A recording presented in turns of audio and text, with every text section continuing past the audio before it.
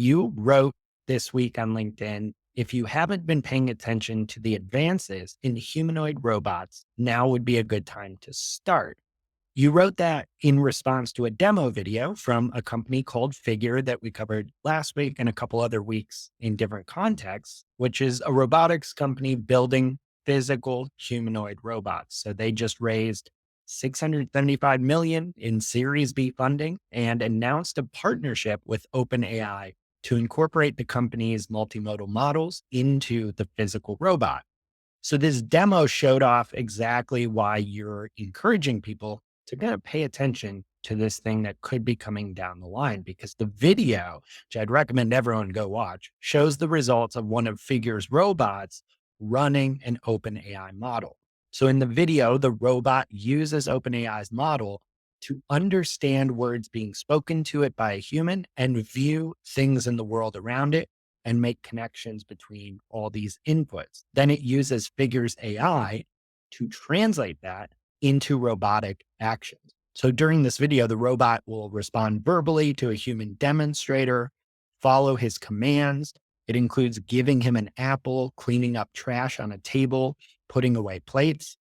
And during all this, the robot is able to communicate what it's doing and why, as well as understand how the world around it, the immediate environment, the table and objects has changed. This is not the only company working on humanoid robots. The same week, it was announced the car company Mercedes is actually looking to trial humanoid robots to perform physically challenging manual labor in partnership with a company called Aptronic. So my first question for you, Paul, is very similar to the one about AI agents. You predicted a robotics explosion from anywhere from 2026 to 2030. Has your timeline changed at all on that?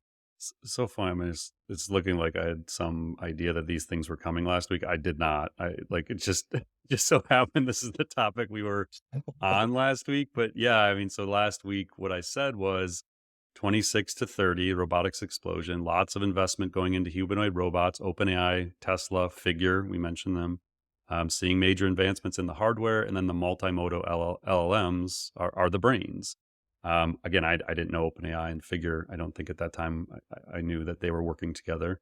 But that's exactly what this is. So this is an early demonstration of what happens when you take a multimodal LLM like OpenAI has created, and you're able to put that, embody it in a robot. The robot now not only understands language and can generate language, it has reasoning capabilities, it has memory of previous conversations in theory. It understands things through image recognition. So with the Apple example, if you watch the video, the crazy thing, the food Apple, not Apple, the company, all the person said was, "I'm hungry."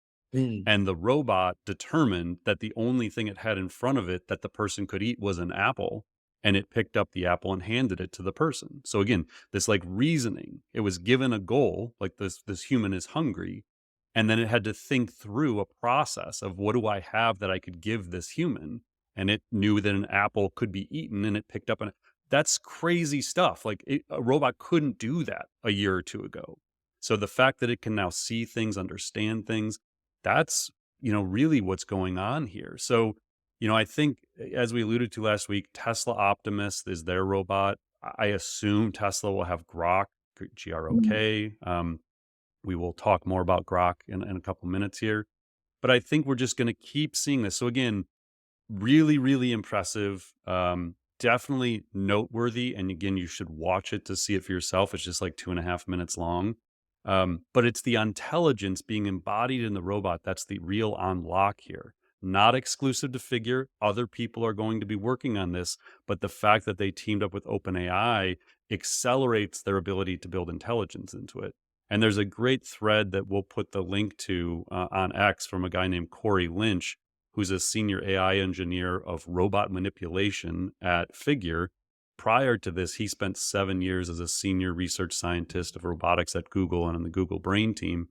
And he gives a really nice, like, technical overview, but it's not overly technical, if that makes sense. He's just basically saying, like, hey, here's what's going on in this video. So it's, the robot can describe its visual experience. It can plan for future actions. It can reflect on its memory. and it can explain its reasoning verbally, which is really cool.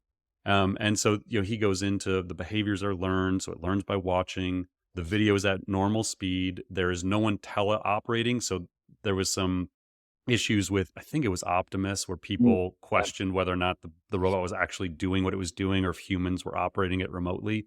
Um, so he's saying we just feed images from the robot's cameras. They're transcribed from text to text, from speech, captured by the onboard microphones to the LLM that's trained by OpenAI. That model is able to understand both images and text. The model then processes the history of the conversation, including past images, to come up with language responses, which are spoken back to the human via text to speech. The same model is responsible for deciding which learned behaviors to run the robot through to fulfill the command. So really impressive stuff. And again, like the agent one, this doesn't change my timeline. I fully expected this stuff to be happening. This is what's being talked about by Dr. Jim Fan and all these labs. So again, if you're following the right people, it's obvious all of these things are going to happen. I just think most people probably aren't quite as in tune to that. And so like things like this may look as like, oh my gosh, like did everything just change? Mm. No, but really cool. And it's showing you how quickly innovation is going to happen. I talk to people all the time who, think things are decades away. And what I tell people is you can't say anything is decades away right now because Mm. we don't comprehend what an exponential growth curve feels like.